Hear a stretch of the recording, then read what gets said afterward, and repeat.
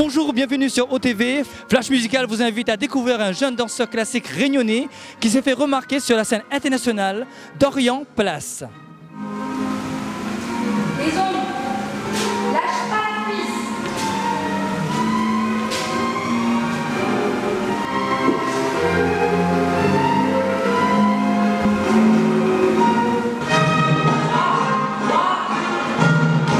Bonjour Dorian. Bonjour. Ça fait combien de temps que tu danses?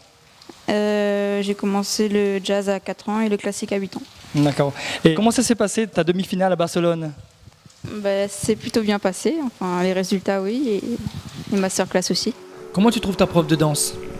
Elle est exigeante mais c'est tout à fait normal, sinon on ne peut pas progresser. Si le professeur dit tout le temps que c'est bien, c'est bien. Voilà. Et ta préparation pour ton concours à New York, comment te sens-tu? Déjà je me sens un peu mieux dans la danse. Des fois je suis fatiguée mais bon. Dorian, on te souhaite bonne continuation.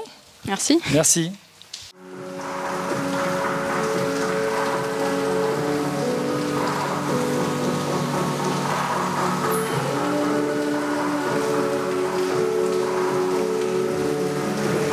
Bonjour Julie. Bonjour. Vous êtes professeure de danse classique. Vous pouvez nous expliquer un petit peu comment ça se passe l'entraînement? Est-ce que c'est fastidieux?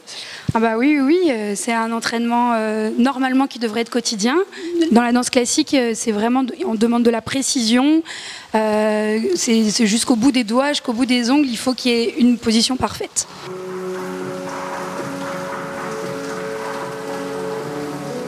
Dans la variation, là, par exemple pour le concours, le pas entre guillemets le plus difficile, c'est le double saut de basque. C'est un saut qui est très difficile.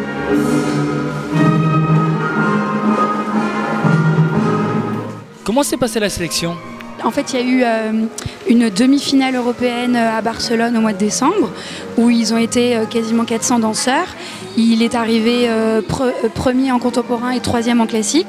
Donc ça lui a permis d'être sélectionné parmi les 20 premiers à Barcelone pour pouvoir aller à la finale à New York en avril.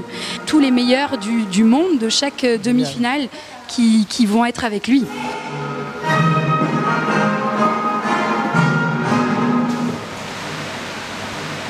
Bonjour Jean-Philippe. Bonjour. Vous êtes fier d'avoir un fils qui prépare quand même un concours international?